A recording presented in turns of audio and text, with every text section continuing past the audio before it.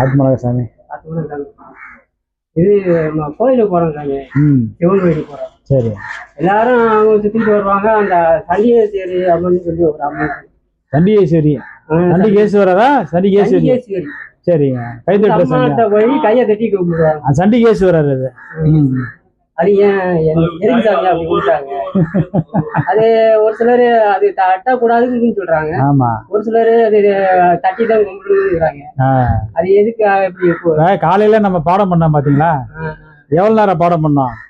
நீங்க இருந்தீங்கல்ல? ஒரு 15 நிமிஷம் எல்லாரும் ஒன்னா உட்காந்து பாடம் பண்ணலாம்னு பாடம் பண்ணோம். நிறைய பேர் பாடத்துல சொங்கின்னு உள்ள போயிட்டாங்க. அப்புறம் என்ன அப்படியே பாடம் விட்டுறா 1 மணி நேரம் 2 மணி நேரம் கூட உட்காந்துருவாங்க. ஆனா அடுத்த வேலை நடக்கணும் இல்லையா? அதனால நம்ம குரு என்ன போனாரு, கை தட்டினாரு.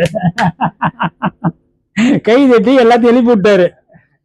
ஏன்னா போதும்பா, அடுத்த வேலை இருக்கு, இது போதும், இன்னொரு நாளைக்கு என்னைக்காவது ஃப்ரீயா இருக்கும்போது உட்காந்துக்கலாம்னு சொல்லி எழுப்பி விட்டாரு. அப்ப இதைத்தான் கோயில்ல, ஆனா அவர் தவத்துல இருக்கிறார். சண்டிகேஸ்வரர். சண்டிகேஸ்வரருடைய ஹாபிட்டே தவம் தான். தவத்துலதான் அவர் இறைநிலை அடைஞ்சார். சண்டிகேஸ்வரர்ன்றவர் சாதாரண நாள் கிடையாது. அவர் மிகப்பெரிய ஒரு நாயன்மார்கள்ல ரொம்ப மூர்க்கத்தனமான நாயன்மார். கிட்டத்தட்ட அவர் இவர் இருக்காரு இல்லையா, நம்ம கண்ணப்ப நாயனார் இருக்கார் இல்லையா, அவர் மாதிரி அவரு. கண்ணப்ப நாயனாருக்கு இணையானவர் அவரு. ஆமா, கண்ணப்ப நாயனார் எப்படி முரட்டத்தனமா இறைவன் அடைஞ்சாரோ அதே மாதிரி முரட்டத்தனமா இறைவன் அடைஞ்சவர் இந்த சண்டிகேஸ்வரர் அவரு. அதனாலதான் அவருக்கு சிவப்பட்டமே கொடுத்தாங்க. அவரு சண்டிகேஸ்வரருக்கு என்னன்னா, அப்பாவை கொண்டுட்டு கடவுளை அடைஞ்சாரு அவரு. ஆமா சாமி, அப்பனை கொண்டு விட்டாரு சாமி. அவரு அப்பனை கொண்டு விட்டா கடவுள் காட்சி கொடுத்தாரு அவருக்கு. எப்படி தெரியுமா? அவர் ஒரு பிராமண குடும்பத்துல பிறந்தவர். இருக்கும் யாரு? இந்த சண்டிகேஸ்வரர். இவர் வேதம் படிக்கிறதுக்கு இவர் அனுப்பி விட்டா இவர் வேதம் படிக்க போக மாட்டாரு. இந்த ஆடு மாடு மேய்க்கிறவங்க கூட சேர்ந்து போயிடுவாரு. அவங்க கூட போய் ஆடு மாடு மேய்க்கிறது, அந்த வெட்ட வெளியில புல்வெளியில ஜாலியா இருக்கிறது, இந்த மாதிரிதான் அவருக்கு ரொம்ப பிடிச்சிருந்தது. அதனால இவர் வேதம் படிக்க போறேன்னு சொல்லிவிட்டு இவர் இப்படி போயிடுவாரு. இத ஊர்ல பார்த்த மக்கள்லாம் இவங்க அப்பா அம்மாட்ட சொல்றது, என்ன உன் பிள்ளை இப்படி தருதலையா இருக்கான், வேதம் படிக்க போகாம இது மாதிரி ஊர் சுத்திக்கிட்டே இருக்கானே, இந்த மாதிரி பண்ணிட்டு இருக்கிறானே, நீ கேட்க மாட்டியா, கொல்ல மாட்டியா அப்படிங்கும்போது இவருக்கு அந்த ரொம்ப அவமானமாயிடுது அந்த அப்பாவுக்கு. என்னடா இவன் எப்படியே பண்ணிட்டு இருக்கிறான் அப்படின்னு சொல்லிட்டு கூப்பிட்டு கண்டிச்சு பார்த்தாரு. கேட்கவே இல்லை அவர் இந்த சண்டீஸ்வரன். அவர் மறுபடியும் அதே ஆடு மாடு மேய்க்க போறது. சரி, ஆடு மாடு மேய்க்க அவங்க கூட போறதுன்னு பார்த்தா என்ன பண்ணுவாரு, அவர் வாடு உட்காந்து நிச்சயில உட்காந்துருவாரு. அவருக்கே தெரியாம உட்காந்து நிச்சயம் பண்ண ஆரம்பிச்சிருவாரு, தவம் பண்ண ஆரம்பிச்சிருவாரு. அப்புறம் அந்த கூட இருக்கிற பசங்க எல்லாம் எழுப்பிட்டு வாடா டைம் ஆயிடுச்சுடா வாடா வீட்டுக்கு போலாம், அதுக்கப்புறம் வீட்டுக்கு வருவாரு. இப்படி தொடர்ந்து இது நடந்துகிட்டே இருந்தது. காலங்காலமா நடந்துகிட்டே இருந்தது. ரொம்ப காலமா இது நடந்துகிட்டே இருக்குது. இதை அவங்க அப்பாட்ட சொல்லி அவரை வெறுப்பேற்றி விட்டாங்க. அவங்க அப்பாவை ஒரு நாள் என்ன பண்றாரு, போயிட்டாரு. இவரை தேடிக்கிட்டு இவர் போறாரு. அப்பா பொள்ளைய தேடிட்டு அப்பா போறாரு. போனா ஒரு கம்மாக்கரை வெளியில உட்காந்து அவரு என்ன பண்றாரு, ஒரு சிவலிங்கம் மண்ணிலே செஞ்சு அந்த சிவலிங்கத்துக்கு பூஜை பண்ணிட்டு நிஷ்டையில உட்காந்துட்டாரு. நிஷ்டையில உட்காந்து தவம் பண்ணிட்டு இருக்கிறாரு அவரு. இவரு அப்பா போறாரு. போயிட்டு போத்தா அவர் கோவம் வந்துருச்சு அவருக்கு. இவரை பார்த்து, என்னடா இவன் ஒரு பாப்பார வீட்டுல பிள்ளையா பிறந்துட்டு இந்த மாதிரி அநியாயம் பண்ணிட்டு இருக்கிறானே, சிவலிங்கத்தை வச்சு பூஜை பண்ணிட்டு. அவங்களுக்கு அந்த காலத்து ஐயருங்களுக்கு எல்லாம் சிவன்னாலே பயம். ஏன்னா சிவன் அழிக்கிற கடவுள் அப்படின்னு. அதனால இவர் அந்த கடவுளே கும்பிடுறாரு இவரு அப்படின்னு சொல்லிட்டு இவர் என்ன பண்றாரு, போய் எந்திரான்று சத்தம் கொடுத்துருக்காரு. அவர் எந்திரிக்கவே இல்லை. பிடிச்சி தள்ளி விட்டாரு. என்னடா நான் கூப்பிட்டுட்டே இருக்கிறேன் எந்திரிக்க மாட்டேன்ற, பிடிச்சி தள்ளி விட்டாரு. அவரு அந்த நிஷ்டையில இருந்து இப்படி கீழே இப்படி தள்ளிட்டு கீழே விழுந்தவரு இப்படி எழுந்தாரு பாருங்க. நிஷ்டை களைஞ்சு போச்சான். அவருக்கு கோவம் வந்துருச்சு. அவருக்கு பக்கத்துல ஒரு பெரிய தடி இருந்தது, கம்பு தடி, எடுத்து போட்டாரு அப்பாவை. அப்பான்னு தெரியாது அவருக்கு. போட்டுட்டு அடிச்ச ஒரே அடியில ஆள் காலி, ஸ்பாட்ல அவுட். அவரு அப்பா அடிச்சு போட்டு, ஐயோ அப்பா அடிச்சு போறதுனால கதறி இருக்கானே, கொம்ப போட்டு திருப்பி நிஷ்டைக்கு போயிட்டாரு. சிவபெருமானே பார்த்து மிரண்டாரான், என்னடா அவன் எப்படி இருக்கான் அவன் அப்படின்னு. அப்பனை கொண்டு போட்டு திருப்பி பூஜைக்கு வந்துட்டான்டா அவன் அப்படின்னு. டே எழுப்பி, ஏன்டா என்ன வேலை செஞ்ச தெரியுமா நீ, உங்க ஒப்பன்டா அடிச்சு கொண்டு போட்டா நீ அவனை, ஏடா இப்படி இருக்கிற அப்படின்னா, எனக்கு தெரியாது, நான் எங்க அப்பா அடிச்சேன்னு எனக்கு தெரியாது, கொண்டுட்டேன்னு தெரியாது, என்னுடைய தவத்துக்கு அவரு யாரோ ஒருத்தர் இடையூறா இருந்தாங்க சொல்லி நான் அவங்கள அடிச்சேன், இதுதான் எனக்கு தெரியும் அப்படின்னு. அதுக்கப்புறம் இறைவன் வந்து தடுத்தால் கொண்டு இது மாதிரிலாம் நீ செய்யாத, ஒரு உயிரை பலி கொண்டு இறைவன் அடையணும்னு நினைக்காத, தவறு இது அப்படின்னு சொல்லி அதுக்கப்புறம் அவங்க அப்பாவையும் உயிரோட எழுப்பி இவருக்கும் நல்வழி காட்டி அதை அனுப்பி வச்சதால அவருக்கு சண்டீஸ்வரன் அவருக்கு பேரு. சண்டீஸ்வர நாயனார் அப்படின்னு அவருக்கு பேரு. அதனால கோயில்ல எல்லாம் அவர் தவத்துல இருக்கிற மாதிரியே வச்சிருப்பாங்க. அவர் தவத்துல கலைச்சு நம்ம ஆளுங்க சொல்லிட்டு போறது, சாமி நான் வீட்டுக்கு போயிட்டு வரேன்னு அவர் ஒருத்தனுக்காக தவத்துல கலைச்சு அவர் கோபத்தை உண்டாக்குறது அவரை. அதனால அந்த மாதிரி செய்யக்கூடாது அப்படின்னு ஒரு தரப்பு, அந்த மாதிரி செய்யலான்னு ஒரு தரப்பு.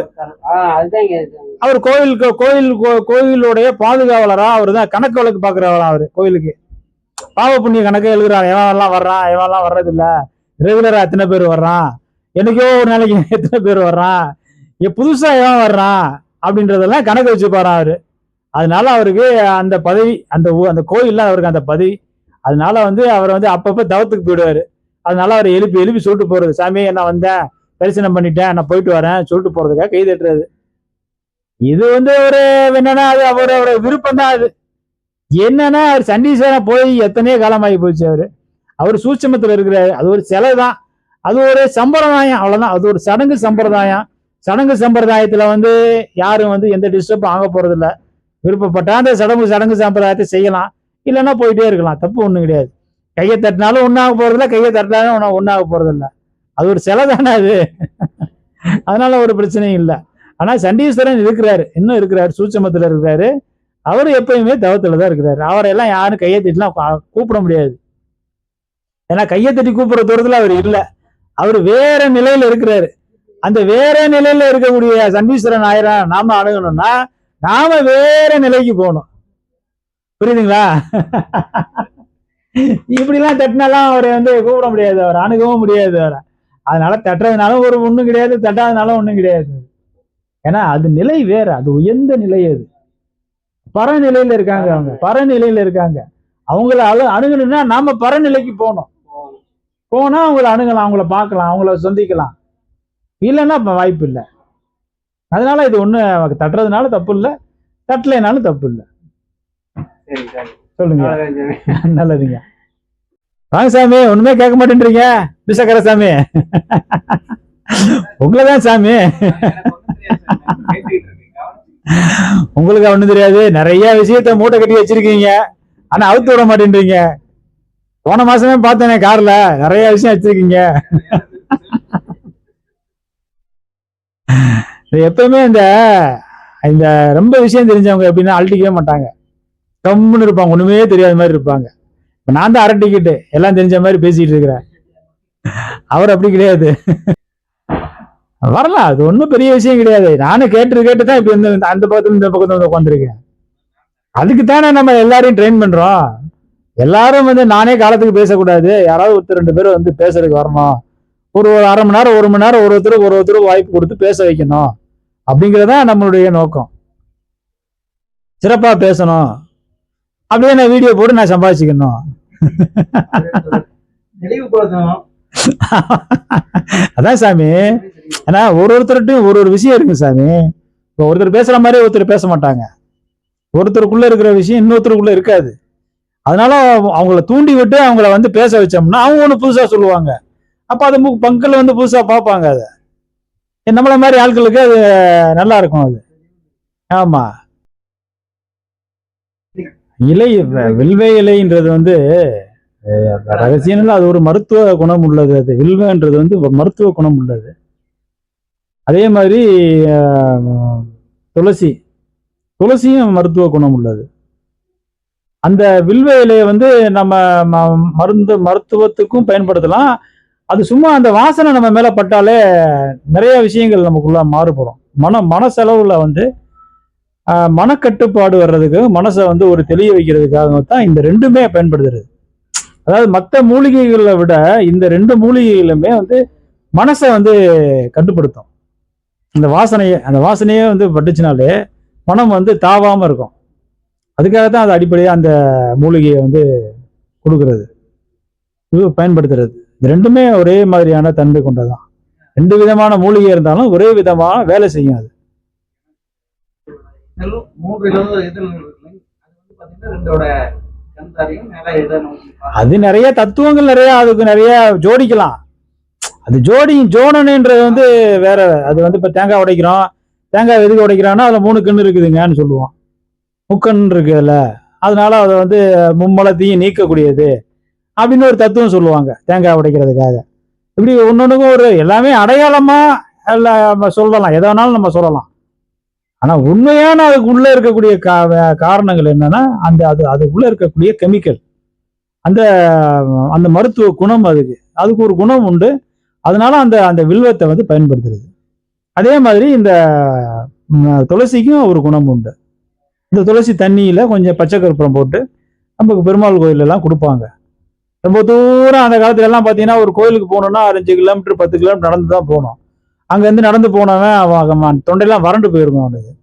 அப்ப அந்த உளுவுட ஊத்துவாங்க கையில, அதை அப்படி ஊத்தி அது குடிக்கும் போது அந்த காஞ்சி போன தொண்டை அப்படியே ஜில்லுன்னு ஆயிடும். இதெல்லாம் வந்துட்டு ஆராய்ச்சி பண்ணாம செய்யலாம். முன்னோர்கள் வந்து எல்லாத்துக்குமே வந்து ஒரு காரண காரியத்தோட தான் எல்லாமே செஞ்சு வச்சிருக்காங்க. சிவராத்திரி வந்துச்சுன்னா, மாச சிவராத்திரி வந்துச்சுன்னா, அப்புறம் பிரதோஷம் வந்துச்சுன்னா பாக்கெட் போட்டு 10 ரூபான்னு விற்கிறாங்க. அதை கொண்டு போய் கோயில்ல போட்டீங்கன்னா திருப்பி அதை அள்ளிட்டு கொண்டு வந்து பாக்கெட் போட்டுருவாங்க. தெரியுமா அது? ஆமா, நீங்க பாக்கெட்டை நீங்க தான் பிச்சு போறீங்கன்னு நினைப்பீங்க, திருப்பி ஒரு மூட்டையை கட்டு கொண்டு வந்து இங்க பாக்கெட் ஆக்கிடுவாங்க.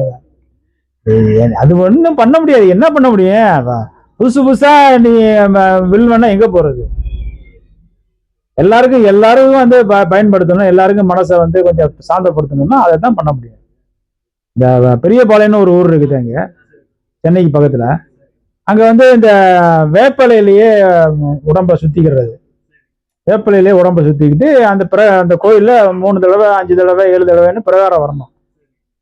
ஆனா உள்ளாடை எதுவும் போடக்கூடாது. அதை மாத்துறதுக்குன்னு ஒரு இடம், ஒரு குடிசை மாதிரி வச்சிருப்பாங்க. அதுக்குள்ள போய் உங்க ஆடையெல்லாம் வந்து நீக்கிட்டு அந்த அந்த அந்த அந்த வேப்பிலையை ஃபுல்லா சுத்திக்கணும். அது ஆணா இருந்தாலும் சரி பெண்ணா இருந்தாலும் சரி.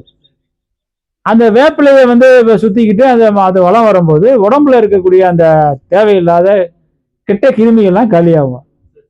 அந்த வாடையை பட்டு அதுக்கு தான் அது ஸ்பெஷலாக தான். உடம்புல தோல் நோயெல்லாம் இருக்கிறவங்க அந்த மாதிரிலாம் அது சரியாகும். அதே மாதிரி அம்மை நோய் போட்டவங்களுக்கு அது நல்லா வேலை செய்யாது. இதுக்கெல்லாம் வந்து ஒரு இது பண்ணி தான் அந்த மாதிரியான ஒரு சிஸ்டத்தை அந்த காலத்தில் கண்டுபிடிச்சு அந்த மாதிரியான ஒரு வழிபாட்டு முறையை அங்கே வச்சிருக்காங்க. ஆனால் அதுவே நாளடைவில் கூட்டம் அதிகமாகி லட்சக்கணக்கில் கூட்டம் போனால் எத்தனை வேத மரத்தை உடைக்க முடியும் சொல்லுங்க? அதுக்கு என்ன பண்ணுவாங்கன்னா அந்த வேப்பிலையே ஒரு ட்ரெஸ் மாதிரி தைச்சு கையிலேயே ரெடி பண்ணி வச்சு விற்பாங்க. வாடகைக்கு வச்சிருப்பாங்க. அதை 200 ரூபா 300 ரூபா வாடகைக்குன்னு கொடுப்பாங்க. 2 இது 3 இதுன்னு கொடுப்பாங்க. அதை எடுத்து சுத்திக்கிட்டு திருப்பி கொண்டு போய் அவங்கள்ட்ட கொடுத்துடணும். அடுத்த ஆள் கொடுத்துருவாங்க, வாடகைக்கு கொடுத்துருவாங்க. அதை இது கால மாற்றத்துல வேற ஒண்ணும் பண்ண முடியாது. இதை வந்து நம்ம எதிர்த்து பேசவும் முடியாது. இன்னைக்கெல்லாம் இந்த ஹைபிரிட் வந்துருச்சு. எல்லாமே ஹைபிரிட் வந்து எதிர்க்கிறவங்க நிறைய பேர் இருக்கிறாங்க. ஆனா நான் ஹைபிரிட்டை எதிர்க்கிறதே கிடையாது. நம்ம ஹைபிரிட்டை எதிர்க்கலன்னா இப்ப இவ்வளவு பேருக்கு எங்க இருந்து நீ காய்கறி கொடுப்பா? தூய்மையா நீங்க விவசாயம் பண்ணி நீங்க சுத்தமான தக்காளியை நீங்க எப்படி கொடுப்பீங்க? ஒரு தக்காளி எப்படி கொடுப்பீங்க? ஒரு கத்திரிக்காய் எப்படி கொடுப்பீங்க?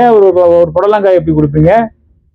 அப்ப மரபணு மாற்றத்துலதான் இவ்வளவு பேருக்கு சாப்பாடு கொடுக்க முடியும். நீங்க இல்லைன்னா வந்து ஒரு தக்காளி 10 ரூபா விற்கும், வாங்க முடியுமா? நீங்க நேச்சுரலா ஒரு விவசாயம் பண்ணீங்கன்னா ஒரு தக்காளி 10 ரூபா கொடுத்து வாங்க. ஒரு தக்காளிக்கு 30 ரூபா 40 ரூபா செலவு பண்ணா மற்றதுக்கெல்லாம் என்ன பண்றது? இதெல்லாம் வந்து கால மாற்றங்களை நம்ம ஏத்துக்கிட்டு தான் ஆகணும். மாற்றம் ஒன்றே மாறாதது. அப்ப அந்த மாற்றத்தை நாம ஏத்துக்கிட்டு தான் ஆகணும். எல்லாத்தையும் ஏத்து போராடக்கூடாது. இது சரியில்லை, அது சரியில்லை, உலகமே இப்படி ஆயிடுச்சு அப்படி ஆயிடுச்சு, அந்த காலத்துல எப்படி இருந்தா இந்த காலத்துல எப்படி இருக்கான்னா எல்லா காலமும் இப்படியே மாறிக்கிட்டே தான் இருக்கும். அதுக்கு என்ன பண்றது? இன்னும் ஒரு 50 வருஷம் கழிச்சு இந்த இது வேற மாதிரி இருக்கும். நம்ம வந்து நம்ம தாத்தா காலத்தை நம்ம கிண்டல் பண்ணுவோம், நம்ம காலத்தை நம்ம பேரைங்க வந்து கிண்டல் பண்ணுவாங்க, எப்படி இருந்தாங்க போடுறாங்க அப்படின்னு. அதனால கருத்துக்களும் மாறும், இந்த கலாச்சாரங்களும் மாறிப்பட்டுக்கிட்டே தான் இருக்கும். அதெல்லாம் நம்ம ஏத்துக்கிட்டு தான் ஆகணும். நம்மளுடைய மதத்துல வந்து பிறந்த நாள் கொண்டாடுறதுன்றது ஒரு கான்செப்டே கிடையாது. ஆனா இன்னைக்கு அது வந்து ஒரு பெரிய கலாச்சாரமா ஆகி போச்சு. எல்லா குடும்பங்கள்லயும் பிறந்தநாள் கொண்டாடுறதுன்றது இன்னைக்கு இந்த வாட்ஸ்அப் இதுன்னா வந்து பாத்தீங்கன்னா பிறந்தநாள் போட்டு விட்டு ஒரு 100 பேர் அது வாழ்த்து சொல்றது என்னது, அது ஒரு விழாவா கொண்டாடுறது என்னது? எனக்கு அது இந்த பிறந்தநாள் கொண்டாடுறதே எனக்கு சுத்தமா பிடிக்காது. என் பொண்ணு என்ன பண்ணுச்சு தெரியுமா, 2 நாளைக்கு முன்னாடி எனக்கு பிறந்தநாள் வந்துச்சு. அது என்ன பண்ணுச்சு, ஹாப்பி பர்த்டே அப்பான்னு சொல்லி வாட்ஸ்அப்ல ஸ்டேட்டஸ் போட்டு விட்டுச்சு. பாத்தீங்கன்னா ஒரு 100 பேர் வாழ்த்து சொல்றாங்க. ஏன்பா நானே எனக்கே இது பிடிக்காது, இவங்களுக்கெல்லாம் திரும்பி வேற நான் வேற வாழ்த்து சொல்லணுமே, ஏன் பிறந்தான்றதெல்லாம் பார்த்து நானு இது ஒரு வேலையாவது எனக்கு இது. இந்த மாதிரி எல்லாம் வந்து சிக்கலை ஏற்படுத்தி விட்டுருவாங்க. நீங்க கொண்டாடுறீங்களா, கொண்டாடிட்டு போங்க. இதெல்லாம் நம்ம லைன்ல இதெல்லாம் வரக்கூடாதுன்னு சொன்னா, பாப்பா நீ என்ன இப்படி இருக்கிற நீ அப்படின்னு ரொம்ப வேறுபாடுங்க, ரொம்ப வேறுபாடு. நம்ம எப்படி யோசிப்போம், நம்ம என்ன பிறந்தானே, எப்ப பிறந்தோம், நம்ம உடல் தானே பிறந்துச்சு. இந்த உடலுக்கு என்ன பிறந்த நாள் வேண்டி கிடக்குது? எத்தனை ஜென்மம் நம்ம எடுத்து வந்தோமோ, அப்ப எந்த ஜென்மத்துக்கு எந்த பிறந்த நாளை கொண்டாடுறது?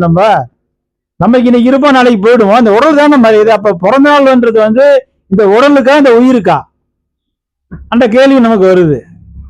அப்ப உயிருக்கு பிறந்த நாள்னா என்னைக்கு இந்த உயிர் பிறந்தது நமக்கு தெரியுமா? தெரியாது. அப்ப இந்த உடலுக்கு தான் நம்ம பிறந்தநாள் கொண்டாடுறோமா? இந்த ஒண்ணும் இல்லாத உடலுக்கு எதுக்கு பிறந்தநாள் கொண்டாடணும் அப்படின்னா அது நமக்கு வேண்டாம்னு சின்ன வயசுலேருந்தே அதை அவாய்ட் பண்ணிட்டேன் நான். அது இப்ப வந்து நம்ம வீட்டு இருக்கிற வாண்டுங்கள்லாம் இந்த மாதிரி கூத்து பண்ணி விட்டுருதுங்க. என்ன தெரியும், அவங்களுக்கு தேவை கலகலன்னு பேசணும். ஆமா, அவங்களுக்கு எப்பவுமே ஜாலியா இருக்கணும். ஆமா, விழா கொண்டாடிட்டே இருக்கணும், ஒரு கூட்டமா கும்பாடிச்சுட்டே இருக்கணும். நமக்கு கூட்டத்தை பார்த்தாலே ஆகாது. போகவே இப்ப பயமா இருக்கு.